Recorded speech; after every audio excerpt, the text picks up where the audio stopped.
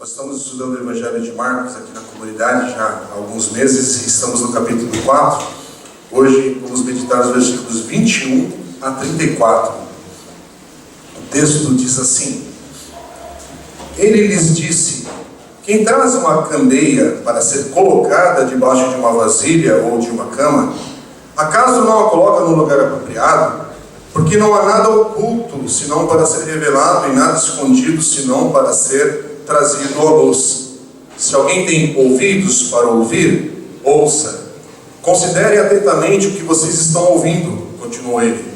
Com a medida com que medirem, vocês serão medidos, e ainda mais lhes acrescentarão. A quem tiver, mais lhe será dado. De quem não tiver, até o que tem lhes será tirado. Ele prosseguiu dizendo: O reino de Deus é semelhante a um homem que lança a semente sobre a terra. Noite e dia, estando ele dormindo ou acordado, a semente germina e cresce, embora ele não saiba como. A terra por si própria produz o grão, primeiro o talo, depois a espiga, e então o grão cheio na espiga. Logo que o grão fica maduro, o homem lhe passa a foice, porque chegou a colheita. Novamente, ele disse: Com que compararemos o reino de Deus? Que parábola usaremos para descrevê-lo? É como um grão de mostarda, que é a menor semente que se planta na terra. No entanto, uma vez plantado, cresce e se torna a maior de todas as hortaliças, com ramos tão grandes que as aves do céu podem abrigar-se à sua sombra. Com muitas parábolas semelhantes, Jesus lhes anunciava a palavra, tanto quanto podiam receber. Não lhes dizia nada sem usar alguma parábola. Quando, porém, estava a sós com seus discípulos, explicava-lhes tudo. E aí? Eu não sei como você pensa na sua caminhada de igreja, se você pertence a uma igreja evangélica, abrindo aqui um parênteses para aqueles que caminham numa igreja local, servindo a Deus numa comunidade. Mas para muitas pessoas que estão nesse dia a dia de servir a Deus a partir de uma comunidade local onde congrega, convive com as pessoas, e na vida diária, de fato, você tem seguido a Cristo, e a partir da tua casa, do local onde Deus coloca você a trabalhar, a conviver, ou no seu local de escola, dependendo da sua idade, a escola que é um ambiente de convívio, de vida, enfim, onde Deus tem te colocado a servi-lo. Eu falo a partir da igreja local porque não se limita de maneira alguma aqui, na vida, no todo da vida. Mas para aqueles que têm essa compreensão, e essa expressão faz sentido, muitos que servem a Deus carregam um sentimento, porque eu carrego isso muitas vezes, então não tenho vergonha de confirmar diante da igreja, ou diante daqueles que estão se expondo, conhecendo a palavra de Deus, então aqui talvez pela primeira vez numa igreja evangélica, cristã. Mas muitas vezes a gente diz estar servindo a Deus, ou estamos de fato servindo a Deus, a gente sente também algo frustrante no nosso coração, a gente sente um desapontamento quase que permanente, e um cansaço também espiritual, emocional. Aí você preenche a frase da maneira que você entender, mas que faz sentido. Você muitas vezes trabalha muito por causa de Deus, servindo ao Senhor. Você sabe que você está trabalhando, você está servindo, você está se esforçando no seu melhor, mas você vê poucos frutos.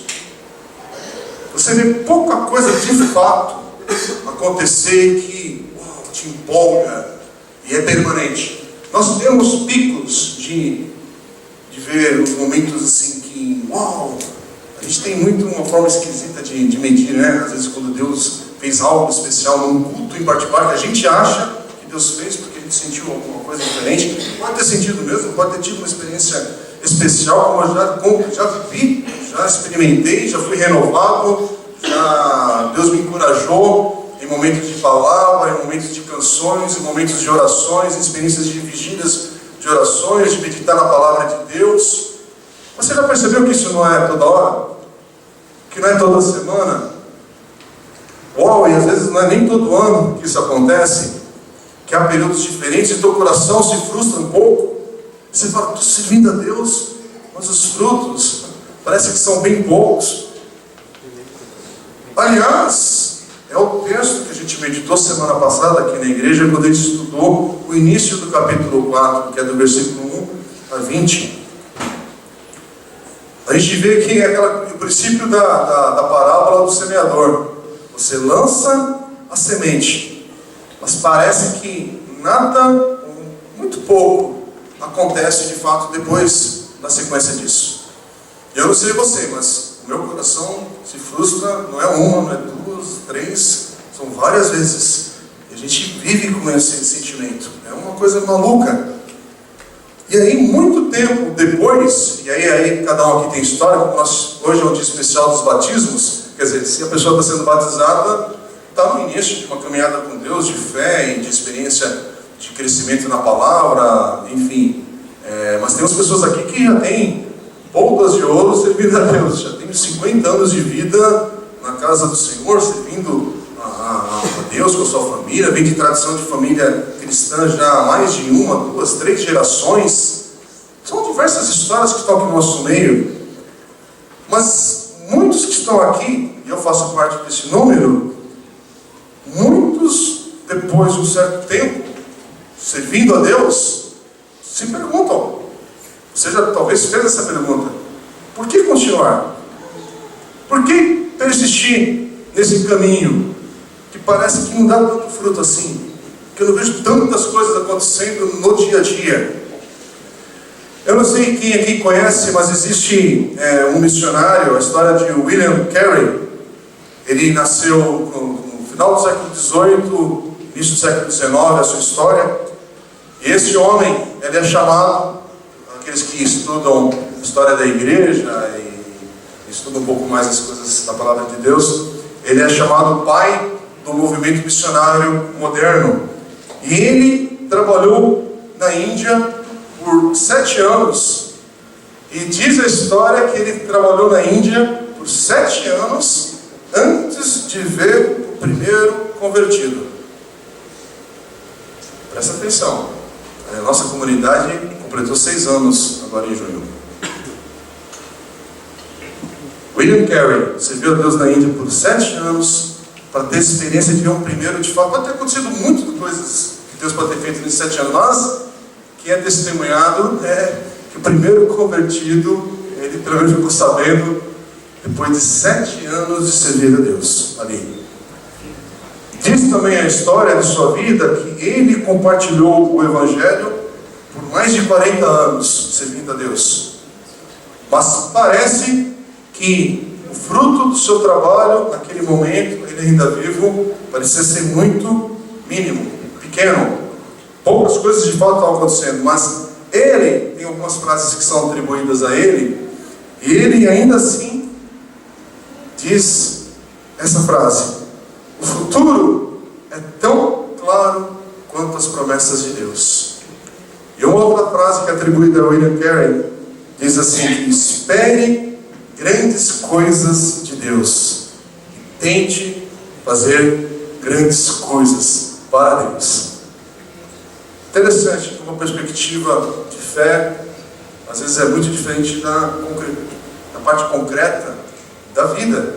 Porque a gente olha para esses homens e pensa que eles eram, sabe, pessoas vencedoras, a maneira como a gente calcula o que é ser vencedor na vida, na história. Voltando para o texto de Marcos capítulo 4, desde o início até esse último versículo que nós lemos, que foi o versículo 34, é uma passagem que apresenta 4 parábolas. E nós falamos da primeira parábola semana passada, que vai do versículo 1 ao 20, que é conhecida como a parábola do semeador. Os versículos 21 a 34, que nós lemos hoje, aqui juntos, esses versículos apresentam outras 3 parábolas.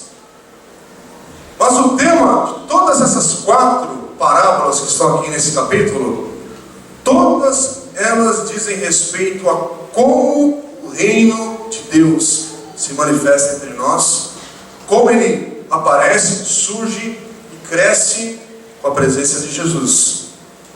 Aquele que Marcos está falando desde o início do capítulo 1, que é o Messias, o Filho de Deus que veio a este mundo para dar sua vida em resgate de muitos. Eu já compartilhei aqui, hoje eu compartilho de novo, que em Marcos capítulo 10, versículo 45, é o versículo chave em todo o Evangelho de Marcos. É um daqueles versículos que você precisa saber onde está, porque ali tem a declaração de Jesus, que ele diz assim: pois nem mesmo o Filho do Homem veio para ser servido, mas para servir e dar a sua vida em resgate por muitos.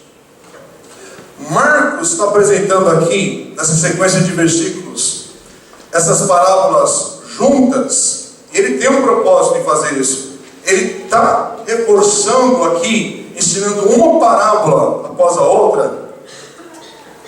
Ele está reforçando justamente essas últimas 3 parábolas, reforçam a primeira, que está falando sobre os tipos de solos e terrenos onde a semente de Deus é lançada.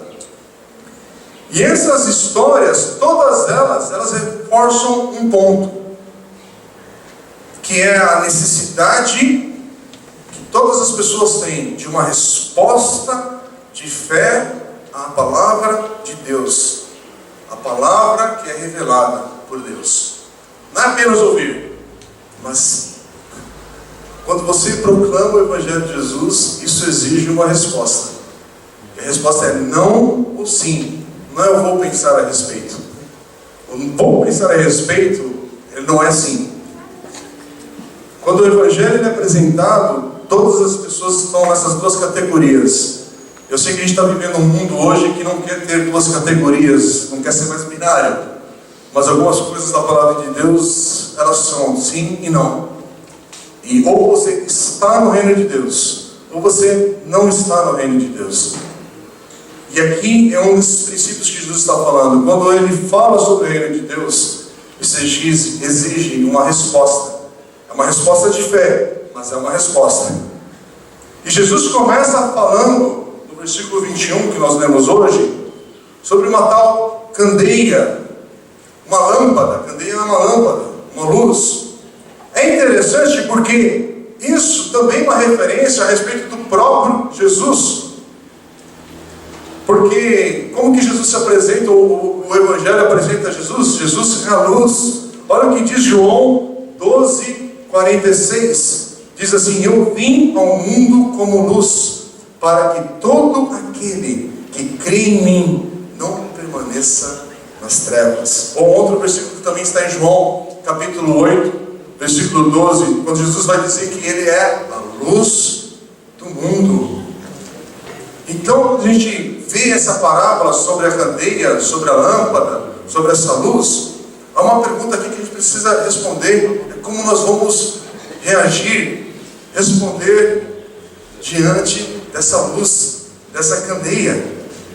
É por isso que agora eu peço a liberdade dos irmãos para repetir a leitura da parábola da candeia, que está entre os versículos 21 e 23, que diz assim: Jesus diz: quem traz uma candeia, essa é uma pergunta, quem traz uma candeia para ser colocada debaixo de uma vasilha ou de uma cama? Acaso não a coloca num lugar apropriado? Porque não há nada oculto, senão para ser revelado, e nada escondido, senão para ser trazido à luz. Se alguém tem ouvidos para ouvir, ouça. O texto é claro. As palavras do texto são bem claras naquilo que Jesus está ensinando. E ele fala aqui com todas as letras: ninguém traz uma lâmpada, ninguém traz uma candeia num lugar de trevas, onde está escuro, para ficar escondido. Seria ridículo acontecer isso. É que nem você está escondido na tua casa, e aqui é frequente acontecer isso, tem a interrupção de energia no meio da noite, você tem uma candeia, tem uma luminária lá que você pode acender, mas você vai deixar embaixo da pia e continuar nas trevas, sabendo que é só abrir, iluminar e trazer para o lugar adequado para brilhar. Porque não adianta acender e continuar no lugar escondido. Você vai trazer onde é visto, onde vai causar um efeito maior. Quer dizer, você coloca essa lâmpada, essa candeia no melhor lugar possível para iluminar. E é isso que Jesus está falando, é o que Deus fez. É o que Deus está fazendo nesse momento que Jesus está falando. Jesus está dizendo aqui com todas as letras que Ele, Deus, enviou a sua lâmpada, a sua candeia para iluminar esse mundo escuro. Ele veio para revelar a verdade sobre Deus, sobre os seus propósitos. Ele veio para afastar as trevas e iluminar as nossas vidas. E um contexto para hoje, que a gente vive dias tão terríveis, cada semana é uma notícia pior do que a outra, mais pesado. Mas ainda hoje, pode parecer, você pode ter a impressão que a luz está até aparentemente escondida neste momento. Mas a esperança que nós temos pela palavra de Deus é que vai chegar o dia em que o mundo todo vai ver a glória dessa luz, que é revelada em Cristo Jesus. Vai ter um dia que a palavra de Deus diz que aquilo que parece estar escondido vai se manifestar. Vai se manifestar novamente no nosso meio. Aliás, o simbolismo do batismo é isso, é a nossa esperança da ressurreição. A ressurreição de um rei que foi crucificado, mas que também nos garante agora uma nova vida, porque Ele ressuscitou. E a palavra de Deus nos afirma sobre essa esperança que a gente precisa proclamar no dia a dia, gente. A esperança da palavra de Deus tem a ver com o nosso futuro. Que um dia esse rei, essa luz vai voltar na sua intensidade para brilhar no nosso meio. Esse rei vai voltar glorificado. É o que nós temos a esperança no livro de Apocalipse e por todo o Novo Testamento. Novamente, vivemos dias de um mundo onde nós estamos vivendo que pode até tentar esconder a luz de Jesus. Mas a certeza que nós temos, e desde que Jesus apareceu entre nós, é que todas essas tentativas de escondê-lo serão frustradas. Não vai ter êxito. É o que nós cremos. O versículo 23 que nós lemos nos chama a atenção, de novo, como nós fomos chamados a atenção semana passada. Para quem estava aqui, a gente reforçou na parábola do semeador. Versículo 23 nos chama a atenção de novo. Você está ouvindo? Como é que ele termina dizendo? Se alguém tem ouvidos para ouvir, ouça. De novo, gente, mais uma vez, é a mesma chamada para ouvir que nós lemos no versículo 3, no capítulo 4, no versículo 9, no versículo 13, agora no versículo 23 e também no versículo 24, que reforça, o versículo 24 reforça essa ideia de ter ouvidos que de fato ouvem. Olha o que diz o versículo 24, que diz assim: considerem atentamente o que vocês estão ouvindo. Continua ele: com a medida que medirem, vocês serão medidos, e ainda mais lhes acrescentarão. A quem tiver, mais lhe será dado. De quem não tiver, até o que tem lhe será tirado. Irmãos, esse aqui é um dos textos que eu não sei porquê muitas pessoas pregam a palavra de Deus usando esse texto para falar de dinheiro, para falar de bens, e o texto não tem nada a ver com recursos, com prosperidade. Porque o que o texto está dizendo aqui é que o meio de medir é por ouvir. É uma maneira de medir. E ouvir não é apenas simbólico de eu estou escutando, não, é ouvir que entra na nossa vida, que encarna na nossa vida diária. É um ouvir que traz ação, muda a nossa maneira de viver a vida, se concretiza na vida real. E o meio de medir o que Deus está fazendo é por ouvir. Se o seu ouvido é bom, é rico, é receptivo com a palavra de Deus, você vai receber muito mais de volta, muito mais qualidade de vida você vai ter.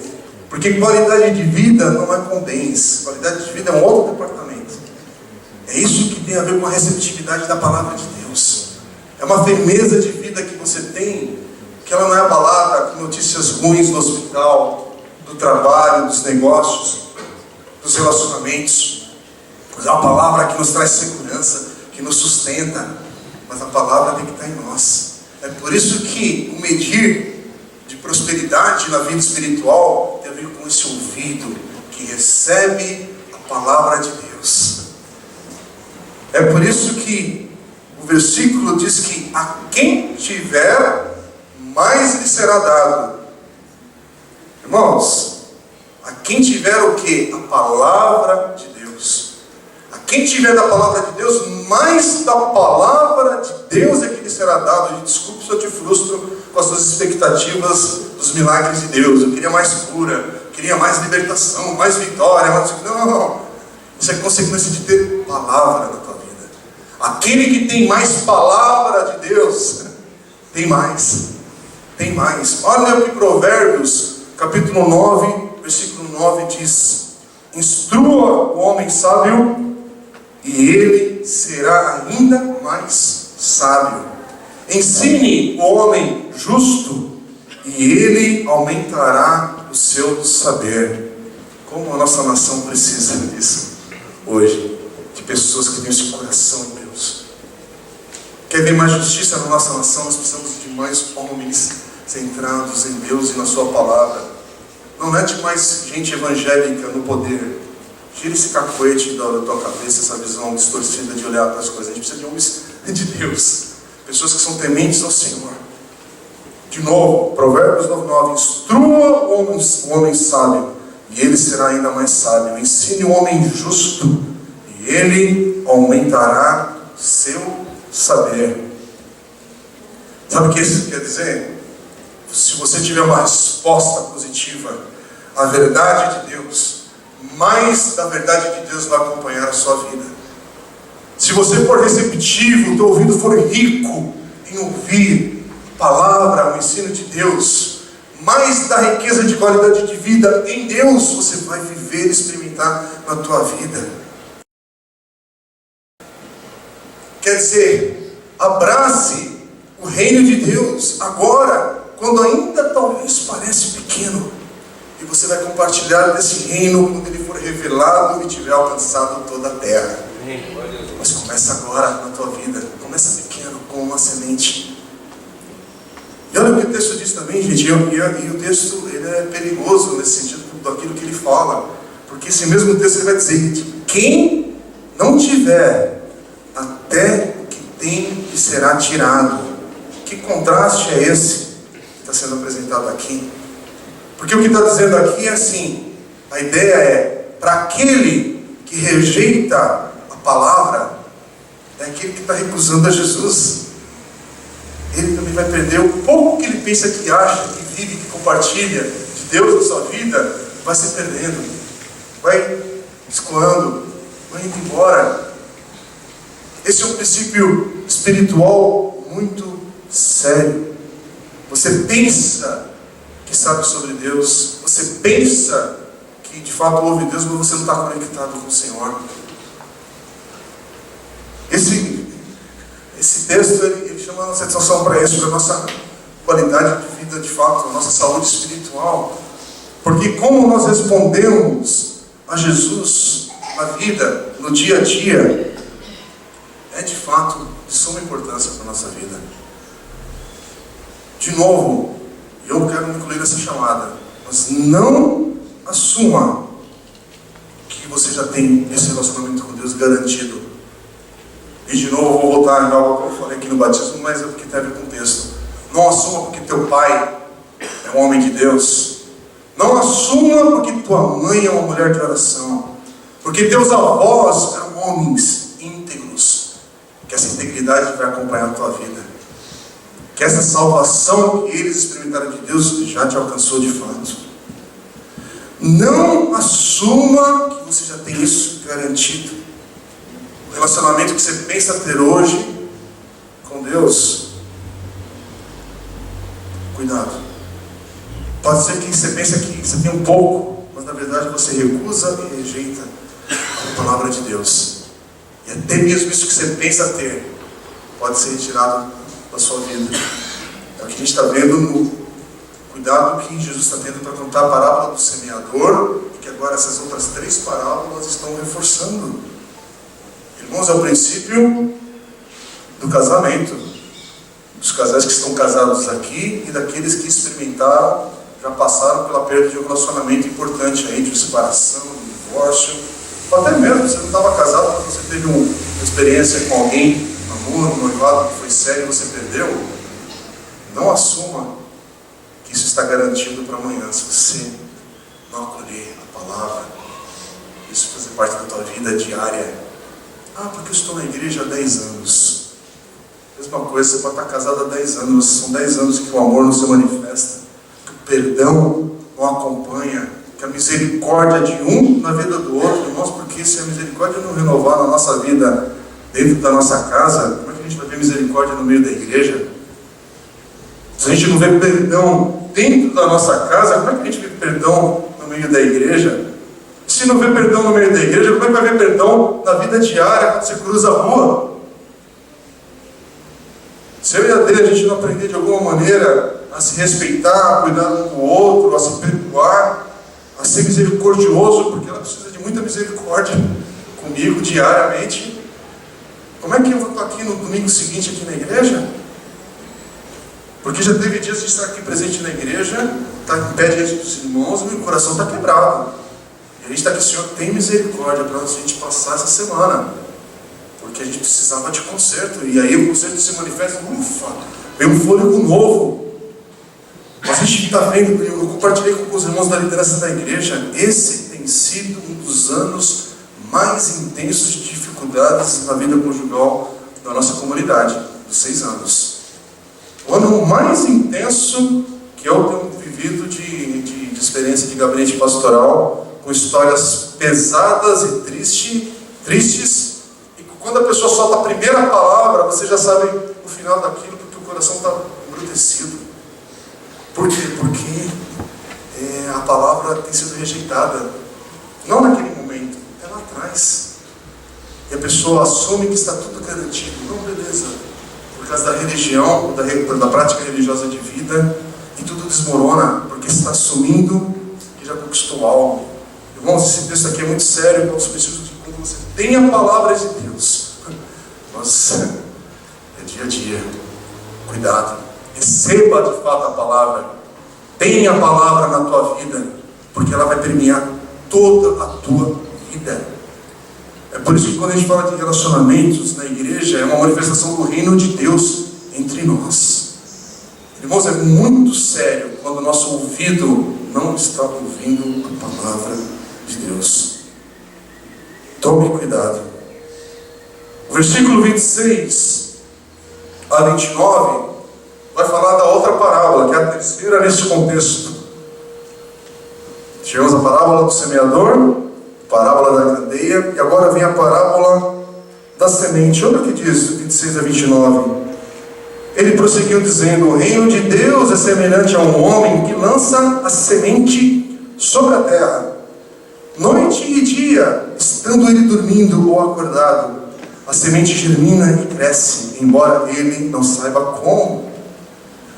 A terra por si própria produz o grão, primeiro o talo, depois a espiga, e então o grão cheio na espiga. Logo que o grão fica maduro, o homem lhe passa a foice, porque chegou a colheita. Irmãos, eu não estou com problema de visão não, viu? É que eu derramei café uma página aqui, e foi bem no texto essa semana aqui, e eu estou naquela dificuldade, não consegui ir atrás de uma Bíblia nova, e eu gosto dessa Bíblia aqui, que ela está bem rabiscadinha, eu já sei os textos aqui direitinho. Eu estou com uma dificuldade para ler aqui no papel. Irmãos, essa parábola aqui da semente, sabia que essa parábola, em particular esses versículos, só aparece no Evangelho de Marcos. E Jesus está utilizando aqui de novo, nessa parábola, essa expressão, esse exemplo que é a semente, que a gente já viu semana passada, na parábola do semeador. Só que na parábola do semeador, o foco foi na necessidade de semear. O foco na parábola do semeador foi mostrar a receptividade do solo com aquela palavra, com aquela semente que é lançada. Isso está nos versículos 3 a 8 da semana passada. E eu preciso ler porque de repente alguém perdeu. A parábola do semeador, ela diz assim: ouçam, o semeador saiu a semear. Enquanto lançava a semente, parte dela caiu à beira do caminho, e as aves vieram e a comeram. Parte dela caiu em terreno pedregoso, onde não havia muita terra, e logo brotou, porque a terra não era profunda.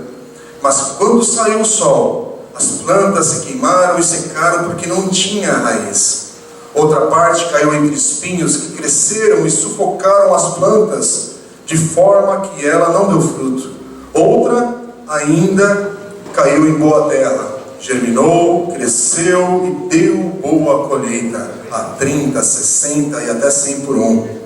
E ele termina no versículo 9 dizendo, e acrescentou: aquele que tem ouvidos para ouvir, ouça.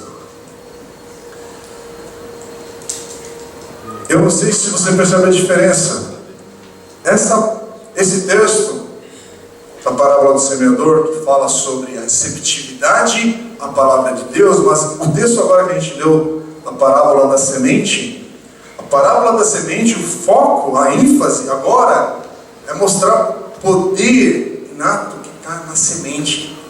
Há um poder na própria semente, na palavra de Deus. Essa parábola, isso que Jesus está falando, é para mostrar, olha, a palavra de Deus tem nela mesmo um poder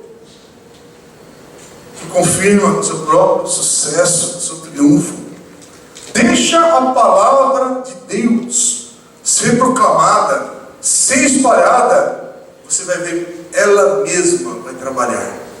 É a palavra que trabalha. E essa parábola, ela nos instrui, porque ela mostra e diz respeito, mostrando a natureza do reino de Deus, de uma maneira que a gente consegue compreender, sim, compreender e mostrar que é um mistério ao mesmo tempo. Porque esse texto está observando que essa parábola, ela observa lançar a semente do reino, que é o versículo 26, mostra no versículo 27 e 28 o seu crescimento, e o 29 falando da sua colheita. O que esse texto está dizendo, irmãos? Está mostrando do começo ao fim a soberania de Cristo e o poder da palavra que se manifesta com autoridade total. A autoridade total aqui é em Cristo, é no Senhor, é na sua palavra. O homem não é o foco aqui. O homem não é quem faz a semente fazer qualquer coisa. Não. A semente é o foco. O homem aqui está passivo, porque o poder é da semente.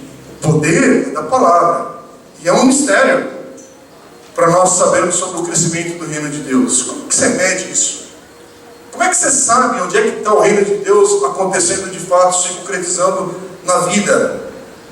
É por isso que, irmãos, eu não consigo mais beber em fonte de ensino que é triunfalista, meio, esquisito, na figura do homem, do líder, da pessoa, do pastor, do apóstolo. Pelo amor de Deus, isso aí é pelo amor de Deus mesmo, não é? Estou falando, a gente está na igreja, essa expressão cabe aqui. Pelo amor de Deus mesmo. Que ideia é essa que é do homem, que é o cara, que é aquele lá que teve a nova ideia agora, e a gente vai seguir? Quando a obra do reino de Deus é da sua palavra, é de Cristo, é da soberania dele de agir, porque Deus está agindo, mesmo que você pense que não, nos guetos aqui de Santo André, que você nunca visitou. Deus está agindo agora na periferia dessa cidade, que nosso grupo social aqui não atinge. Deus está atingindo agora pessoas que não estão nessa igreja local, mas estão na igreja simples, de pessoas semi-letradas, com menos grau de instrução que o nosso, mas Deus está agindo ali, pela misericórdia e graça dele, porque a palavra é dele, o agir é dele, a soberania é dele. Deus está alcançando também os ricos e poderosos dessa sociedade, porque ele ainda é bom e misericordioso para alcançar pessoas que acham que estão, são o supra-sumo da sociedade, que estão acima de tudo. Mas Deus, de uma maneira especial, misericórdia ainda alcança. Mas a própria palavra de Deus diz, olha, é mais difícil com essa turma, viu? é mais difícil, é mais complicado. É complicado mesmo por causa do desdobrar da vida. Mas, irmãos, é muito sério. Por isso que a gente não tem condição de julgar a igreja A, B, C ou D, a tradição metodista, presbiteriana, batista, confessional, congregacional, católica, tantos nomes que a gente dá de pessoas que no dia de hoje, em particular, estão reunidas em torno da palavra de Deus e de Jesus. Mas falar quem é o reino de Deus, como é complicado isso, deixa com o Senhor.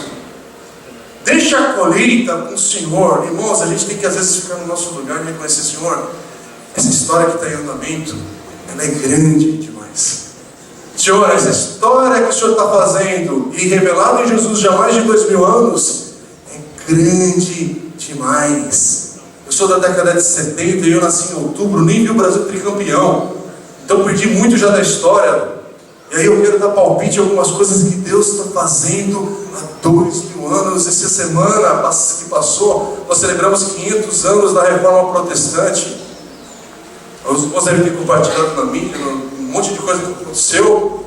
E a gente aqui, por uma questão nossa de espaço, de tempo e de comunidade, que a gente é limitado no número de pessoas aqui, a gente não conseguiu dar uma ênfase sobre isso, mas eu tenho certeza que todo mundo aqui acompanhou de alguma maneira as notícias, as informações, o significado dessa data. É assim, a gente pensa, olha, 500 anos de Reforma Protestante, mas graças a Deus, porque agora a comunidade batista de Santo André chegou. Uau! Porque se não fosse a comunidade batista de Santo André, agora plantada há 6 anos em Santo André, o que seria do reino de Deus? Ninguém tem coragem de ser louco de falar isso, mas a atitude de alguns em querer alcançar Santo André, a glória do Senhor Jesus, parece que é uma mensagem esquisita, doida demais. Por isso eu estou falando para você ficar de braços cruzados, eu estou falando desse treco esquisito, e esse texto está falando aqui, foca a palavra, foca a Deus, a colheita é dele, a obra é dele, o crescimento dessa semente é por causa dele. E eu posso falar como eu já devo ter falado aqui, por isso que eu não gosto de assistir mensagem que eu já preguei muito antiga, porque eu já devo ter falado muita besteira ao interpretar a palavra de Deus, mas pela misericórdia dele é que essa igreja permanece. Irmãos, tem muita coisa que no entendimento, para não falar de muitos outros anos, mas só para falar do pequeno período que a gente tem como igreja local aqui, mas como eu já mudei de coisas que eu pensava e aplicava na palavra de Deus no início aqui da comunidade, para esse ano de agora. Eu oro a Deus, Senhor, me transforma, muda, me ajuda nesse processo, porque eu quero estar num processo que Deus vai me alcançando, me redimindo, e eu posso experimentar mudanças, até para vocês me aguentarem, irmãos, por mais um período de tempo, porque precisa mudar, precisa ser transformado, precisa ser alcançado. Vou voltar para a questão do casamento. Meu irmão, todos nós, cônjuges, precisamos de transformação diária, porque não é para você ser mesmo cara, a mesma esposa, o mesmo marido de 20 anos atrás, que a misericórdia de Deus possa ter transformado para algo melhor hoje. Não para dizer que nada prestou no passado, mas é porque eu quero estar diante da palavra de Deus. Amigos que estão aqui, porque a gente fala muito de casamento, mas é a mesma coisa das amizades. Nossas amizades têm que estar melhor hoje do que de 20 anos atrás. Por quê? Porque eu estou mais exposto à palavra de Deus. Que você também esteja mais exposto à palavra de Deus e que produza hoje na tua vida algo melhor do que anos atrás. Por quê? Porque a semente está sendo lançada. A palavra é de Deus. A obra é do Espírito Santo de Deus. E é assim que Ele faz isso dar fruto. É isso que Ele produz no nosso meio. Mas tem um mistério aqui presente. Há um mistério dessa palavra que Tiago vai nos lembrar na sua carta, em Tiago, capítulo 1, 21, que ele diz assim, eu acho linda essa expressão da versão da NVI, que diz assim, Tiago 1, 21, aceitem humildemente a palavra implantada em vocês, a qual é poderosa para salvá-los.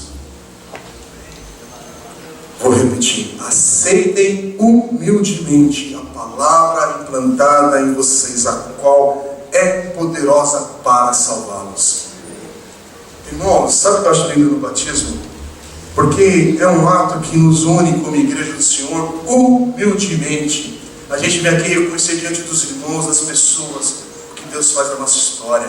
É por isso que, humildemente, em obediência, eu reconheço que a palavra me alcançou. E eu passo por isso com alegria, não é com dúvida, não é com... tenho 30 anos, hoje vou fazer isso. Vai, porque você ama a Deus e vai ser obediente ao Senhor. Vai, porque eu quero receber a palavra de Deus com humildade. Porque sem humildade você não consegue se aproximar do Senhor. Sem um coração humilde, a palavra de Deus não permanece na tua vida. É muito sério, irmãos, esses textos que a gente está lendo. Mas, olha que esperança que nós temos, que uma vez que o processo começou, essa semente, ela não vai ter o seu curso interrompido. Talvez não vai acontecer algo espetacular no início, quando essa semente ela é plantada, mas o seu crescimento é certo. Mesmo agora, ela está presente e crescendo em lugares diferentes, variados, independente daquilo que você está enxergando, está vendo ou não está vendo. Mas Deus está agindo. E Deus está agindo no mundo. Essa é a coisa mais linda. Deus está agindo nessa hora. Irmãos, são tantas igrejas. São tantas pessoas reunidas em torno do nome de Jesus. É fantástico isso, irmãos. É por isso que nós recebemos essa palavra humildemente. Senhor, quem sou eu diante daquilo que o Senhor está fazendo? É por isso, irmãos, aqui no nosso meio, essa semente está em corações em momentos diferentes do processo de crescimento. Tem irmãos que alcançaram aqui no nosso meio uma maturidade diferente. Não é que é melhor ou maior do que aquele que começou, porque a semente é a mesma, é a palavra, e o fruto é o fruto do Espírito que vai acontecer entre nós. Mas a gente precisa entender e receber essa palavra humildemente e crescer aqui. Há estágios diferentes aqui no nosso meio. Tem irmãos aqui que chegaram, estão ouvindo a palavra de Deus. Tem irmãos que hoje vão estar tomando a decisão de estarem no batismo, no próximo batismo. Tem irmãos que hoje se batizaram. Tem irmãos que estão começando nos próximos dias e no próximo ano. Eu oro que a gente amadureça aqui na nossa comunidade alguns valores, que é entender o processo dos pequenos grupos aqui da igreja, que não é uma ideia bonitinha da igreja só para preencher uma data da semana. Não, irmãos, é vida como igreja do Senhor. Pequeno grupo é um ambiente que você de fato sai do teu assento e se preocupa com o outro. Meu Deus do céu, o cara está aqui 300 anos de vida cristã e não consegue priorizar o outro. Que hipocrisia de reino de Deus é essa? E o pequeno grupo é uma oportunidade. Quem está fora é que perde, quem está dentro está ganhando vida com o outro. Oportunidades que Deus dá para estreitarmos vida, relacionamento, ombro. Sabe, aquela história de amigos que ralam o joelho junto, que joga bola e tem as contusões e aí tem história para contar. Tem bolo também, porque tem muita alegria e festa, mas tem que caminhar junto.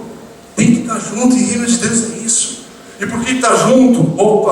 Juntos a gente consegue fazer algumas coisas que sozinho não dá. Juntos a gente tem ambiência para trazer gente que não estaria aqui. Amigos que, cara, eu não sei como fazer, você sabe? Você sabe, então me ajuda. E a gente caminha com Deus. Ano que vem, tenho conversado com os irmãos aqui da igreja. Isso me incomoda desde o início da nossa comunidade. São 6 anos de um incômodo. E a gente vai agora, finalmente, dar um passo muito importante nessa parte de vida e de ensino aqui na igreja. Eu tenho conversado com o Marcos. O Marcos está contribuindo muito com algumas questões. E a gente vai implantar, assim que passar o carnaval, algumas oportunidades de aprendizado, de ensino e de vida cristã. Porque, meu irmão, aí eu quero, desculpa você que está nos visitando, parênteses aqui, mas é a minha oportunidade de falar com quem é da comunidade. Como é que 3 pessoas passam pelas águas aqui,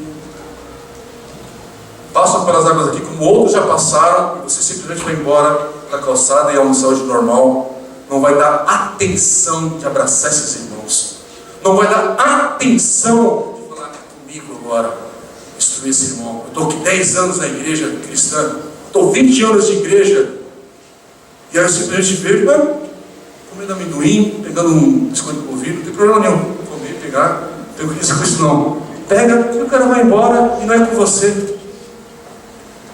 com você.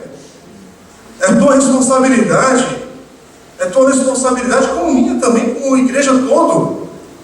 Nós temos muitos irmãos que passaram pelas águas e não estão participando de um pequeno grupo. Hello! Teu pequeno grupo continua com 10 pessoas desde 2011. As mesmas que frequentavam aqui a comunidade em 2011. E graças a Deus que ainda temos irmãos que são do início, que estão aqui com a gente, são bem-vindos. E essa é a ideia. Mas peraí, como assim? Não tem uma pessoa nova? Não tem uma pessoa nova? Em 2017 não teve uma pessoa nova que foi convidada para visitar e ser bem-vinda no teu pequeno grupo? Opa, não, peraí, não. Vamos mais grave. Em 2017 você não conseguiu ir em uma reunião de nenhum grupo pequeno da igreja. Estou falando agora quem é daqui da comunidade. Cara, você sabia que podia ter fechado aqui a igreja? Aí você não ia saber. Você ia vir daqui a 2 meses, bater na porta e falar: "Uau, cadê a turma? A gente mudou." Não é que fechou porque faliu. Mas a gente mudou, você não ficou sabendo? Queria com os irmãos que me assustam isso, né? Eu sei que é das dificuldades. A gente passou recentemente por um processo de 2 meses, e um pouco mais falando, de recadastramento aqui na igreja. E tem gente que não sabe que a gente fez isso. 2 meses, todo domingo, falando sobre isso. Quer dizer, o vínculo de importância e de amor com quem é daqui é zero. Porque é a realidade. Agora, com isso, nós, por ser uma igreja que se reúne de manhã, a gente sabe das limitações que tem quando a gente perde um encontro. Não é o legalismo da agenda, senão a gente vai colocar aquele quadro de controle, sabe, a pulseirinha. Todo mundo que vem da igreja passa a pulseirinha ali, e a gente fica sabendo quem entrou e quem saiu do prédio, e não é essa a ideia. Mas, dá para entender o extremo? O extremo de eu ter como garantido fazer parte da vida cristã diária uma comunidade. É a mesma coisa da palavra. Eu assumo que eu tenho a palavra de Deus, mas quanto tempo que você não vai nela? Mas você quer ter mais na tua vida? Como você vai ter mais na tua vida se você não tem nem o básico? Nem o básico que você está fazendo é o que Jesus está falando nesse texto, irmãos, o tempo todo. E eu preciso avançar para a gente terminar. Eu dei uma esticada. Irmãos, é por isso que humildade tem que estar presente na nossa vida. Eu preciso aprender isso também na minha. Porque humildemente eu recebo a palavra de Deus. Humildemente eu congrego aqui com os irmãos. Humildemente eu sirvo entre os irmãos. Humildemente, por quê? Porque, meu Senhor, há um mistério aqui no nosso meio do que Deus está fazendo. Há um mistério aqui que a gente acabou de testemunhar hoje, com esses irmãos que passaram pelas águas, e há uma responsabilidade que envolve tudo isso. Que é, irmão, Senhor, o que o Senhor está fazendo e onde que eu participo disso? Para que haja fruto. Irmãos, como é que você pode imaginar que um grupo de 12 homens, como eles eram, 12 homens confusos, perdidos, com pouca instrução, iriam levar essa mensagem de Jesus de tal forma que ia crescer até os nossos dias? Está inato na palavra de Deus. Não foi a técnica que eles aplicaram no primeiro século. Tem gente que quer ainda estudar a igreja primitiva como se fosse uma técnica de ser igreja. Irmãos, é a palavra, é o Espírito Santo de Deus, e é um mistério de Deus que envolve tudo isso, e que eu humildemente participo. Irmãos, eu estou encerrando agora. Como é que a Bíblia nos ensina sobre esse processo que está continuando? Aquilo que Deus iniciou em Jesus, para não falar dos profetas que já vieram antes, mas aquilo que iniciou em Jesus, dessa semente que foi lançada, continua a crescer até os nossos dias. Parece que há uma esperança na palavra de Deus que diz que esse processo é até que toda língua, todo povo e nação sejam encontrados nesse reino que começou em Cristo, nesse reino de Deus. É por isso que a parte final da parábola é para falar desse grão de mostarda, versículos 30 a 34, é sobre uma semente. Mas há uma conexão que liga tudo, que é essa frase, o reino de Deus. Você já percebeu? O reino de Deus. Quer dizer, essa semente de um grão de mostarda, e está falando desse exemplo do grão de mostarda porque esse grão de mostarda famoso, ele era reconhecido justamente por causa do seu tamanho na região da Palestina, de ser a menor de todas as sementes que se plantavam na terra ali. Agora, em Mateus capítulo 17, versículo 20, Jesus fala sobre o uso da semente do grão de mostarda, mas lá naquele texto ele usa isso falando sobre uma quantidade mínima de fé. Mas aqui, Jesus está dando outra ilustração. Jesus usa agora a semente do grão de mostarda para mostrar esse início pequeno, que parece que é o processo do início das coisas de Deus, do reino de Deus. Olha, a semente pequena é lançada, mas o que ele está afirmando aqui é que, olha, em breve, essa semente, ela vai explodir em crescimento. E aqui não é por causa de multiplicação de igreja, de crescimento de igreja como técnica. É algo totalmente fora de qualquer proporção. Principalmente quando você compara o que é o grão de mostarda. Ele fala que é essa semente do reino de Deus. Olha, o que Deus está fazendo é fora de proporção. Acompanhe o que é essa história da igreja do Senhor. A igreja, com I maiúsculo. Perseguições. Gente que morreu por causa da palavra de Deus. Gente que morreu, de fato, lançando a semente. Mas olha os resultados que nos alcançam até hoje. É por isso que, se a gente for falar sobre crescimento, essa parábola é de crescimento e da graça de Deus. É de alegria e celebração. Irmãos, essa parábola é uma parábola de esperança para cada um de nós. É por isso que nos versículos 33 e 34, eles terminam com uma explicação. Primeiro falando sobre a importância do ensino das parábolas que Jesus começa a apresentar ali. E para quem gosta de números, não fui eu que anotei isso, peguei de um comentário. Os evangelhos de Mateus, Marcos e Lucas têm pelo menos 39 parábolas ali registradas. Não são todas, viu? Mas é o que está registrado. Jesus com certeza falou muito mais do que isso. E Jesus falava em parábolas, e o texto diz sobre isso, para que eles pudessem compreender. A ideia é que essa é a natureza do seu reino. E o papel central, tanto quanto ele, Cristo, e a sua palavra, tem no reino de Deus. É por isso que no capítulo 4, pela 10ª vez, ele vai falar da importância de ouvir. Isso é citado quando o texto diz que Jesus lhes anunciava a palavra, tanto quanto podiam receber. Lembra que o receber aqui pelo ouvido. É o mesmo que dizer, olha, o quanto eles podiam compreender, o quanto eles podiam ouvir. Porque isso implica que as parábolas ali no papel, ou ela ilumina a pessoa, ou obscurece. Dependendo da habilidade da pessoa de ouvir e responder.